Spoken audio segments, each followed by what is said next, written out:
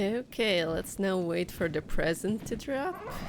It's gonna land pretty soon, but let's still be careful. What are those footsteps? Oh no, not a Carno. Let's get away from this present, it's not worth it at all.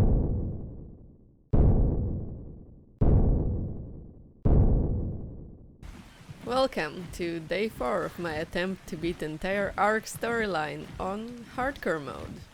And today we're setting out on hopefully a rather peaceful adventure. And specifically collecting explorer notes to XP boost our newly saddled pteranodon. I definitely hope I'll be smarter this time than forgetting to look on the stamina bar and ending up stranded in front of a pack of raptors, aloes, sabers, or even something worse. And speaking of that, even though that ptera must have had pretty high inherent stamina, we definitely need to get him more. To be out so quickly will be really dangerous. Bit of rest and continue on in the direction of that big rock, being probably the only safe place on this entire beach. Unless, of course, Argies that spawn in the area would decide to assault us, but I'm not seeing any overhead, and Argies are pretty slow compared to pteras. That's our next rest stop, and what do we see here? A bunch of aloes fighting a stego. Fun. I have absolutely zero desire to join in. I'll just quickly head out towards today's first note. This one is actually one that killed me in my otherwise best previous attempt. Well, the explorer note itself didn't, just the fact that I tried flying up to it at night without good clothes and ended up freezing to death millimeters away from the worm zone. I was banging my head against the wall over that one, but no stupid mistakes like that this time. Gonna make sure there's no dire wolves to eat me too. Let's approach it slowly to regen stamina and yoink! Yeah, this is a voiceless one. I'm honestly not sure if this is a bug or they just didn't record narrations for Nerva and Mei Ying. It's weird. I swear I heard those narrations somewhere. Or maybe they were fan-made. But regardless, we're gonna listen to the ones we can actually listen to. I find it quite relaxing personally, and I hope you will too. Also, I hope I won't have you bored due to lack of excitement if I won't commit any stupids this episode. There might not be combat or life or death situations today, as I will be flying around. Give the video a like if you enjoy peaceful episodes, and if you don't, that's fine too. There will be action in the future that you'll be able to skip to, unless you're just watching the episode as it comes out. Now let's move on to the second note location. That will be on the grassy mountain. There's actually two that are quite near each other, but I don't recall what they were. This one actually might be a Nerva one. Yoink! And another one should be just over the corner. Right here. Those Argies aren't chasing me, right? Let's just yoink. I suppose it was a bit naive of me to think that someone with the moniker of Beast Queen would roll out the red carpet. I guess I got used to all of the friendly treatment that being an associate of Rockwell's earned me. She did let me stay at least. And she hasn't instructed her dinosaurs to kill me yet, so that's a positive. Not that she'd really need the dinosaurs. If that glare of hers gets any more intense, I'll probably just burst into flames on the spot. Struth, I hope she eases up. Sifting through raptor excrement with someone watching is harder than you might think. Man, I wonder why. Helena is such a lovable weirdo in the original Ark story. Typical animal science obsessed person. Perhaps I like her so much because I used to be that kid who was all about animals. And not even about how cute and fluffy the pets were. More like watching nature documentaries all the time, cruel or not, trying to capture any wild creature that I could get away with, just so I can look at it closer. Even examining gross things like little rotting bird skeletons that I sometimes found. You can imagine my parents weren't really happy about that. Actually, while in elementary school, we were asked once what we wanna be when we grow up, and I, instead of pulling out a typical answer of my time, like policeman, astronaut, singer, or princess, just said, I wanna be an ornithologist. I think I became my biology teacher's favorite students like that. If you don't know what that means, it's just a person who studies birds, specifically birds. Kinda sad that I ended up forgetting about that dream, just trying to survive in the school system with little affection from my peers due to always being so weird. Glad that turned around later in high school, but back then I was on a different career path already. Though perhaps that was for the better. I don't think they pay just as much for people to have their own science-based nature documentary as they did when people under 40 still watched TV. Off a tangent though, let's unlock some of these things. And the cryopod, that will actually be pretty useful. Now watch me just forget to gather resources for it until I desperately need it, because I don't really have quite enough dinos to worry about space. Even though we're on a volcano, right? We could collect some now, even though we're on a pteranodon and that won't lift much. I don't want to be encumbered yet. I need to gather more notes. Maybe I'll just grab some metal from over there. It won't weigh as much for what I can get with a stone pick, and I won't be able to craft a cryo without returning to base and smelting it. And beating up some unsuspecting marine bird for polymer. But it'll be a start.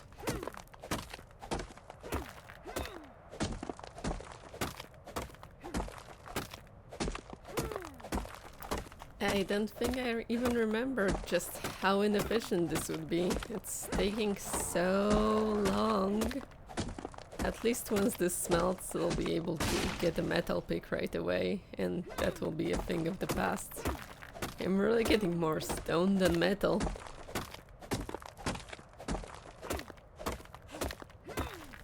I'll really need to dump all those rocks. Well, first craft this.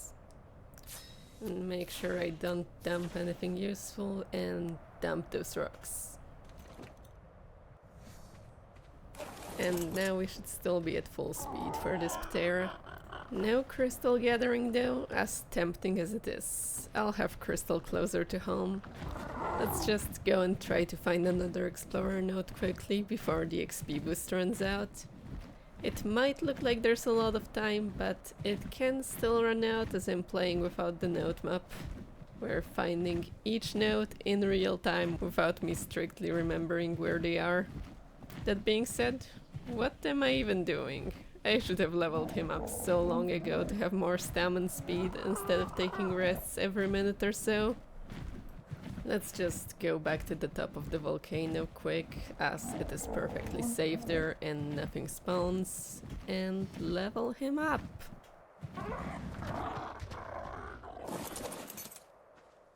See, that's a lot of levels. Oh wait, no. Why did I just do that? That wasn't speed. Stupid muscle memory of increasing melee on everything. This ain't an RG. I won't be fighting on this stuff. Well, anyways. Now I guess I just have a bit stronger pteranodon. Glad I stopped myself before I pumped that all into melee. Anyway, let's try to find another node. I think I remember where some are, but I'm not certain to exact location. I guess I'll just speed up the search if it'll take too long.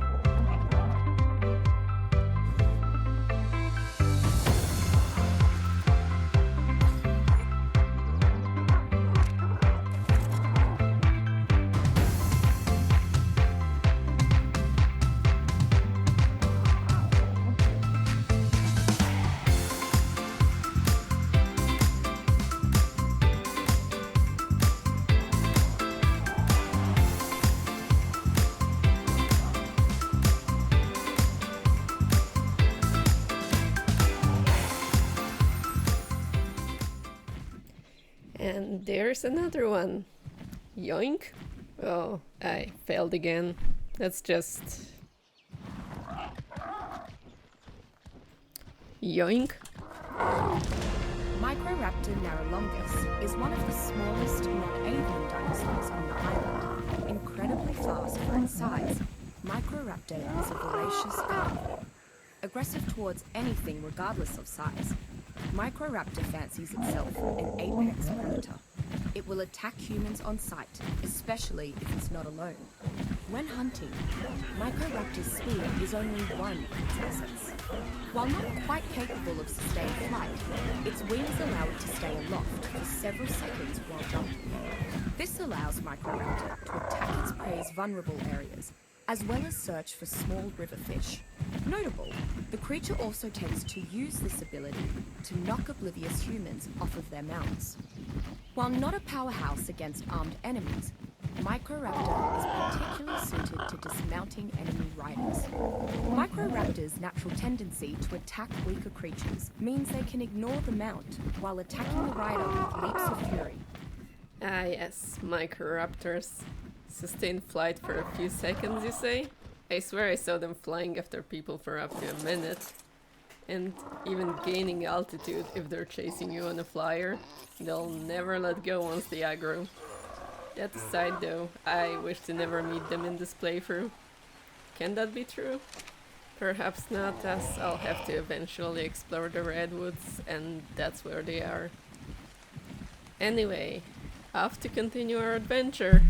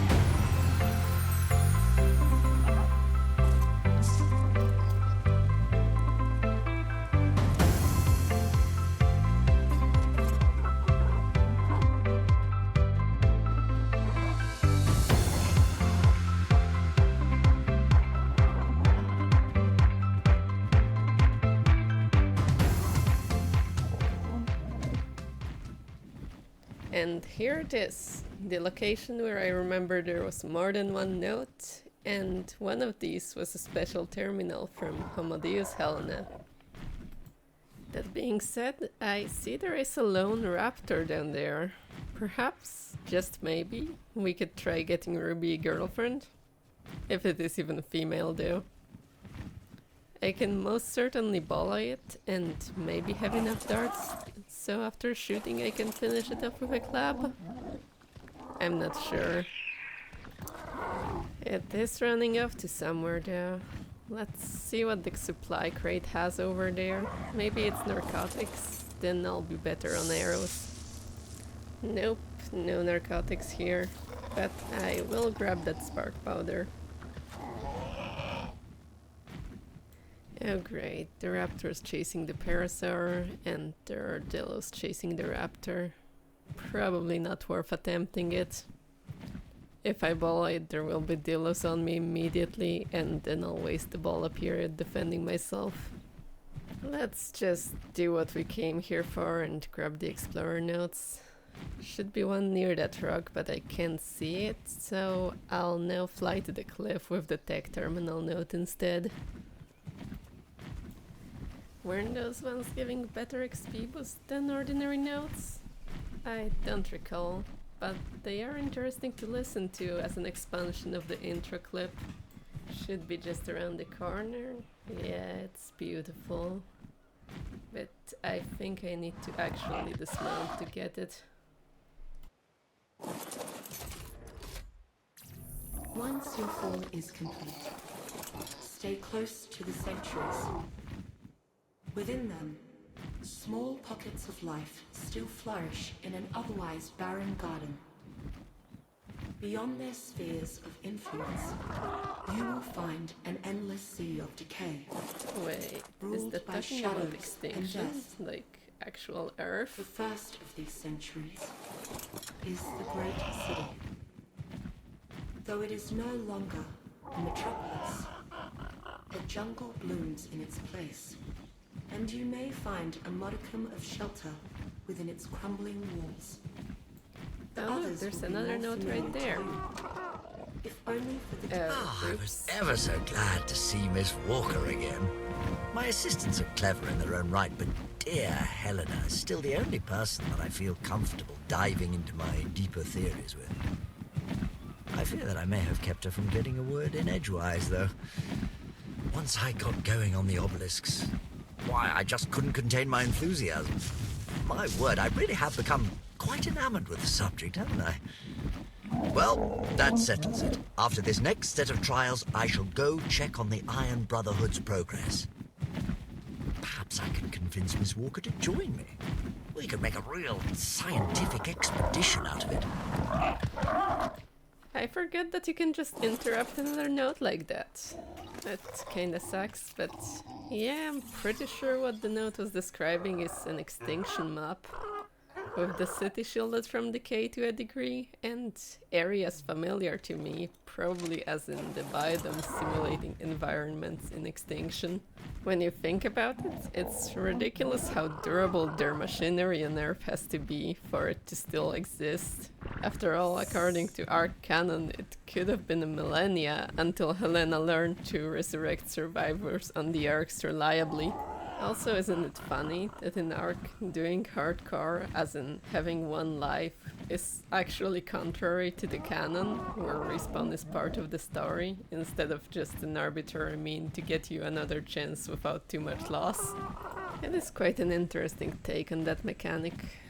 Then again, I'm finding myself enjoying hardcore more than the instances where you just have to run back to recover your corpse. I found myself even resetting non-hardcore saves before when I had too much trouble getting my staff back out of some ridiculous situation. It just felt weird, like my character was doing so badly that it didn't deserve to continue as it was.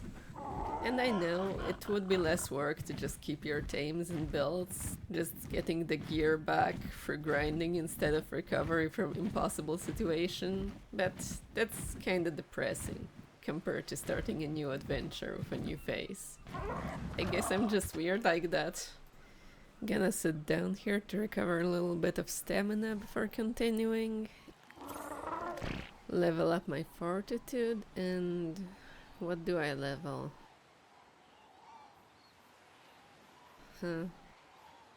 Maybe crafting skill. Now there is an important decision to make here. Where's the next explorer note? And I think we're gonna go that direction. I believe there are some hidden within the forests, with little ruins accompanying them. But if we don't find these, there are also commonly notes around the bare peaks of the hills. And farther that way, there's the island that's completely barren with huge rocks. There's full 3 notes just on that one, in close proximity to each other. Oh, a note! Yoink! I have always tried to maintain a strict neutrality when it comes to tribal matters. Then again, I have never had an offer this tempting from someone as respectable as Mr. Nerva. Not only has he offered to provide me with test subjects, but he has also expressed a mutual interest in investigating the obelisks. All he asks from me is that I provide him with reliable counsel. I would trust few tribes to be able to make good on such promises, but Mr. Nerva's new legion is perhaps the most powerful tribe on the island. Indeed, if they maintain their current trajectory, they may be the only powerful tribe on the island. His offer is worth considering, at the very least. I wonder if there was ever any chance for Rockwell not to spiral after discovering the element in the later part of the game. In the notes we found so far, he seemed pretty callous towards people's well-beings, only really valuing what is useful for his research and him himself, and acting respectable for the sake of making his life easier, not necessarily out of good nature. And in this one, when he's offered good enough deal from a tribe that can reasonably be expected to conquer everyone else, it is proven that when it becomes convenient to pick a side, he doesn't hold neutrality as a sacred value. In the story, Helena believes he was once good, but what if he never was? What if he was just polite and didn't really have a goal that contradicted with everyone else's well-being back then? What if the ruthlessness that ended with him becoming the boss monster of Aberration was always in there? She just didn't want to see it, because to believe someone who's friendly to you can still be an overall negative character that just respects you is pretty scary. Now, yoink that note. Usually found in the deepest parts of the water around the island, Ammonitena multiamicus has a strange relationship with the other creatures of the deep. It must do something beneficial for them, since every nearby sea creature defends Ammonitena when it is attacked. What this distinct symbiosis is based on, And there's I have another. not yet discovered. Ammonitena has also made its way into the deeper parts of many underwater caves. Not gonna pick it Even within now these until this caves, one the finishes. creature will draw attention if assaulted, making harvesting its resource-rich shell a tricky proposition, depending on what other dangers may be lurking nearby. Like many of the untamable ocean dwellers, Ammonitena still has enough utility to be a valuable hunting target. If a tribe is willing to risk the wrath of nearby would-be protectors, Ammonitena bile can be harvested from the innards of its corpse. This bile can then be worked over with other chemicals to produce powerful concoctions, the most notable being a mixture that causes creatures to become enraged and attack the self-descent. Yeah, I don't look forward to having to get ammonites. Next. Daeodon comidentis is the largest known species of entelodon, an omnivorous family of ancient mammals that are sometimes referred to as hellpigs. Even though Daeodon has as many similarities to modern hippopotamidae as it does to swiner, I found that to be a suitable nickname. Daeodon is as mean as it looks, and any survivor who wanders too close will find that out the hard way. As an omnivore with a voracious appetite, Daeodon scavenges, forages, and hunts to survive. It has little qualms when it comes to its diet, and that has helped it thrive on the island's harsh tundra. Its temper hasn't hurt either, as many would-be predators would rather seek out less vicious prey. Many tribes have made excellent use of Daeodon packs within their war parties, not only because of its fierce nature, but due to its extraordinary ability to rapidly heal itself.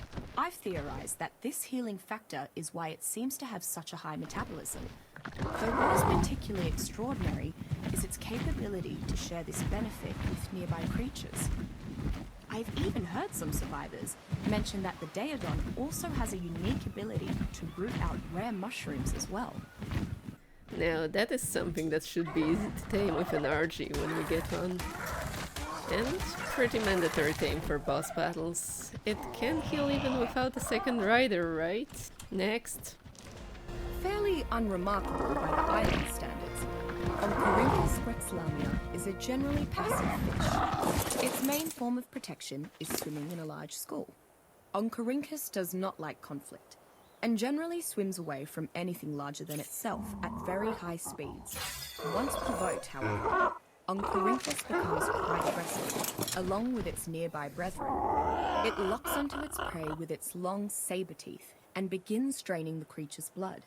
This loss of blood is not too dangerous alone, but when a school of Oncorhynchus attack at once, their target quickly loses speed and stamina from blood loss, drowning if it cannot breathe underwater.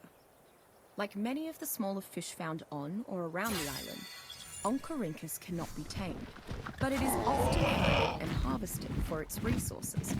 In particular, certain cuts of Oncorhynchus meat are considered to have superb quality, and are often referred to as prime fish, used for specific high-end concoctions and taming the island's many piscivorous creatures.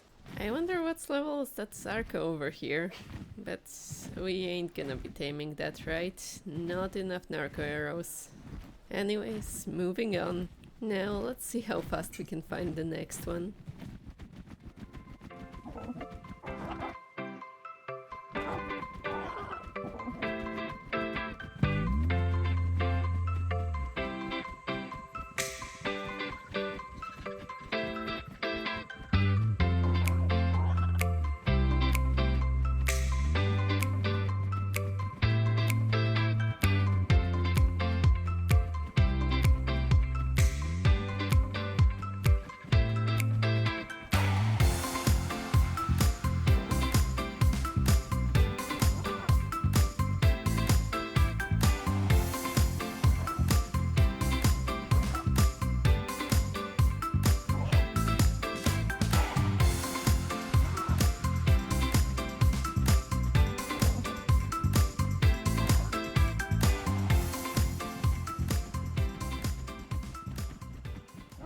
And yoink!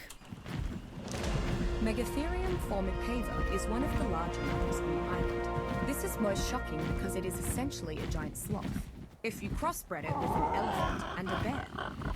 Because of its size and girth, the Megatherium is uncommonly resistant to being knocked unconscious.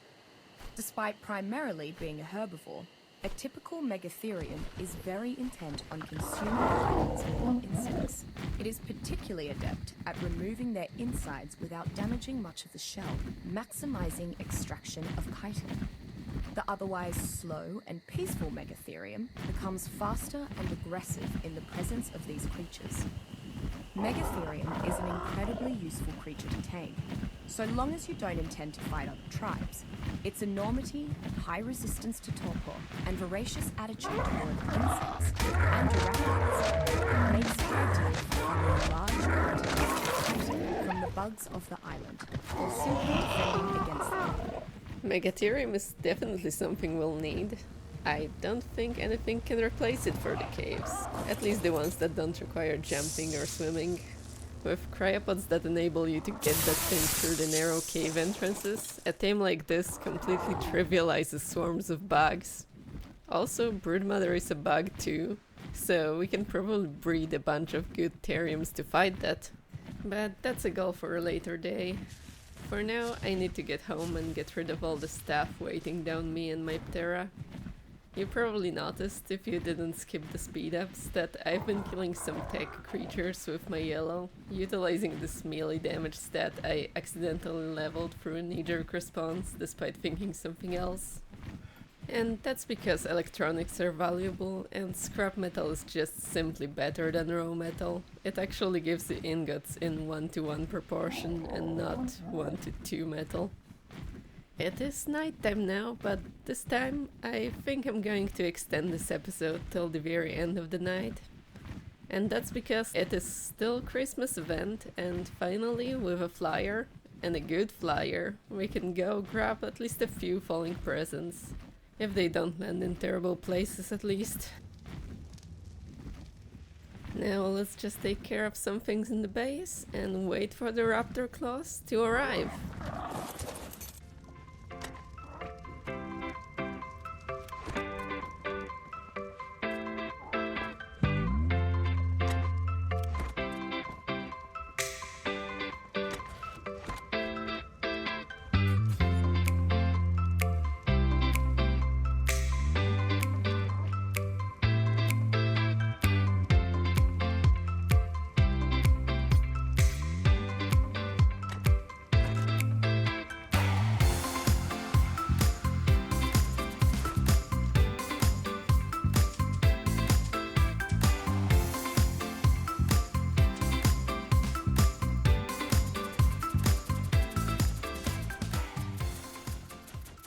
I can hear the Santa coming. Get a sensible amount of narco arrows crafted, and now I need to go and chase that pesky raptor. I hope he's not gonna fly like over the snowy mountains and just that. That is one possible trail over the island, right?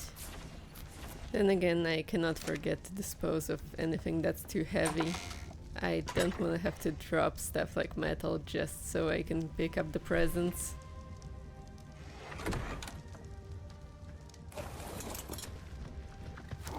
Alrighty, and off we go. The visibility we have is absolutely horrible. Did it have to be foggy this night? But hopefully we can still notice the present glow from far away regardless, like obelisks and supply drops. Regardless, we'll be fine. In the meantime though, that's gonna be a lot of flying, so I should probably think of something interesting to think about while we're on that. At least I want to edit in a speed up later. But I think you guys are tired of that already. How do you guys feel about Christmas anyways? I know it's gonna be way past that date when I finally release the video, but I'm curious regardless. I personally have mixed feelings about it. Like, I like receiving presents, and this Christmas with my husband's family was probably the most fun I've ever had, tied to the previous year. But at the same time, it was the most stripped down one, tradition-wise. We didn't try grabbing a big tree to decorate, or cook some traditional, but to me, questionably tasting Christmas dishes. And for Poland, most of these include carp one way or another, except for pierogi, but we couldn't even have that since solid part of my family is gluten-free. We just gave each other presents, unpacked them, had some tasty food, and enjoyed ourselves. In the evening we visited some friends and played board games with them till everyone got so tired we went to sleep. You know, it didn't feel like to achieve this one happy day we had to stress out over preparations and dish out a whole bunch of money for decorations, etc. It was just a happy day because we were happy. But for many of my friends, and even me in the past with the other side of my family, Christmas was so much about the preparation and aesthetics that we often ended up not having that much fun in the end.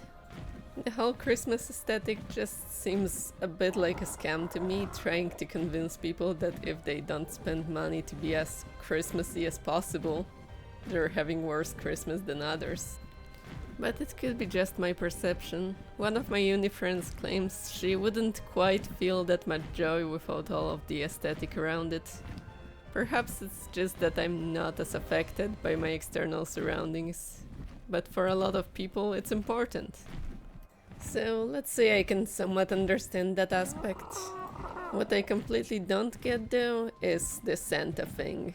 This fairy tale magical man that goes around the world giving gifts to children, specifically.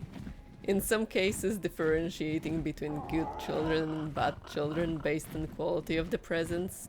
I don't like this. I never understood why families insist on gaslighting children into believing that a fictional character is real, just to see them get excited seeing people in goofy disguises when they're small, and then when they're bigger, see them get disappointed. Even sillier than that, in many cases, later the same parents expect their kids to trust them when they claim something the kid won't be able to immediately see the proof of. My own mom said I was pretty bummed when I discovered Santa wasn't real, and it was my parents giving presents all along. What she didn't seem to get at the time is that it wasn't because I'd rather get presents from Santa than from my parents. It's more that I was simply lied to. If she was capable of claiming something is true when she's fully aware that it isn't, she doesn't even believe it is, what else could she lie about? Just to have a kid act cutely. Wouldn't it be better for the kid to understand since the start that it's a tradition where family members give each other gifts to make each other happy? Or to honor and emulate the generosity of historical Saint Nicholas? Aren't both of those nicer narratives than if you're a good kid, Magic Santa will get you what you want? And then if the kid doesn't get what it wants, because maybe parents can't financially justify buying what it requested in the letter to Santa, does the kid think it's a bad kid? The whole thing is just stupid to me, and I'm not sorry if you still consider lying to your child to be a good idea, just to get a certain reaction out of them. Even if you like the aesthetic and imagery of Santa, why not just clarify to them that it's a pretend game to make people not know who got them their presents? It will be just as fun for them if they do get what they wished for, and if they don't, they won't be as disappointed.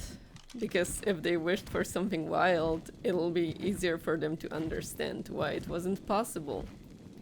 That being said, we're about to receive the present in the game, so let's prepare. We need to know if it's safe.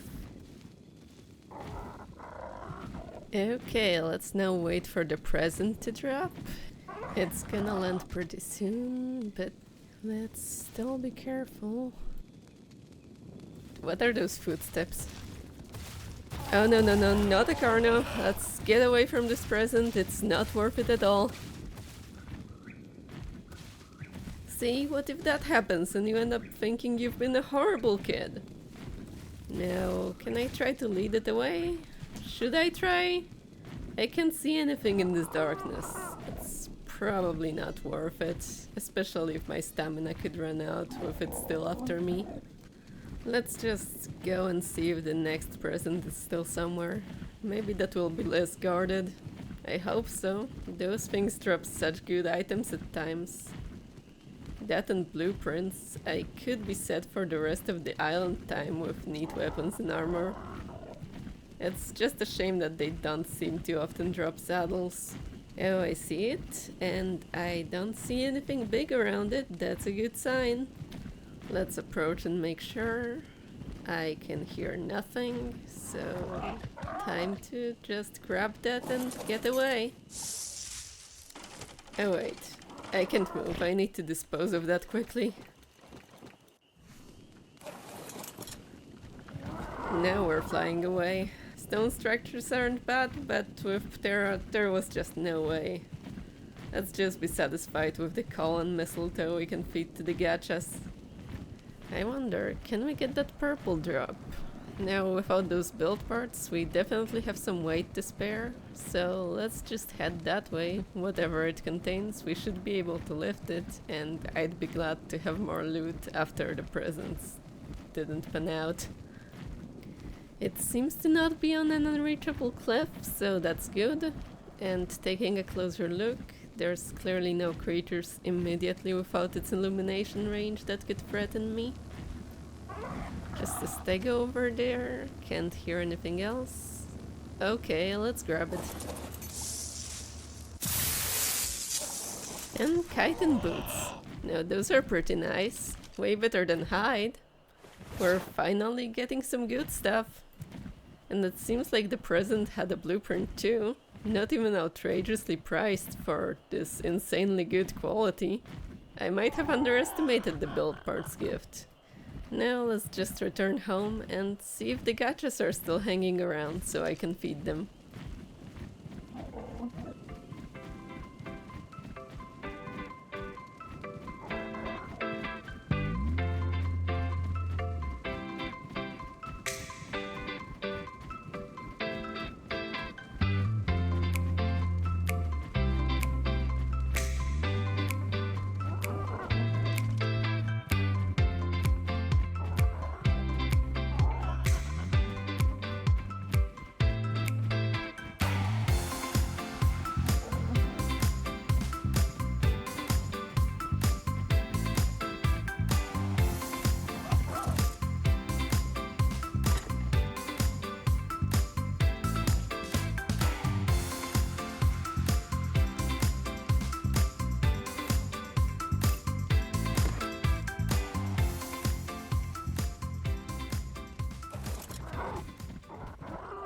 And here they are. Now what you always want to do with those is approach them and place exactly one of either mistletoe or coal in their inventory. There's no point of putting more, and they will not gradually eat it, they will just eat one stack at a time, so if you put more than one, you've just wasted it. Now we wait for it to sit down like this, and when they're sitting down they already ate it, so you can put in another, but exactly singular. And when their chewing animation is done, they'll drop a crystal.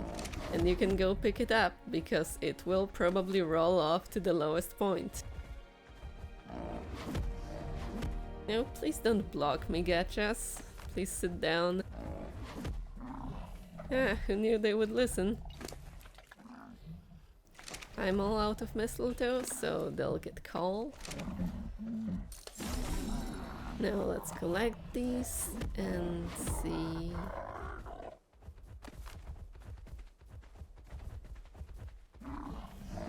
Are you guys gonna chew now? Okay, you're chewing. Let's get you some more coal. And you too. And pick up crystals. Man, I'm blocked again. I really can't wait to find out what's in those. Should I wait until I feed them all the coal? Maybe not. Let's check it now. Why not? Okay, cosmetic. Chibi, chibi, chibi. It seems like it's all chibis and cosmetics. Honestly, I hoped for something better. I'll still give them a chance to get more coal. Oh, this one's different. Well, let's go pick those up. And this blue one. You saw those dino candies that I've gotten? Those are actually changing the color of your dinos, though non-permanently. I think they might end up looking interesting, depending on what we feed it to. I'll try them out soon. But for now, let's just dispose of the rest of the coal.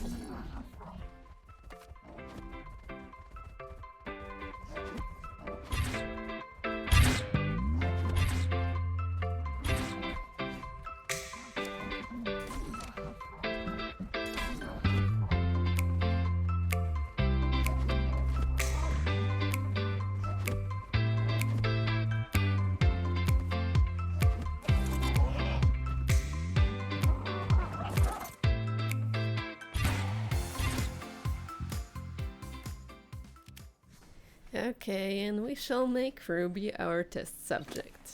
Tell me, how do you like this dino candy? Oh my gosh, it turned you so ugly. Can we have something else? No, maybe? White and orange? White and orange? No, let's try something else.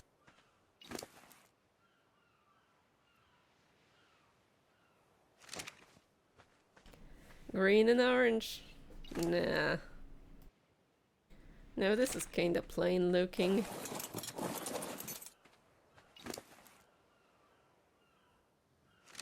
Okay, this is semi-acceptable, but I guess I preferred how he looked originally.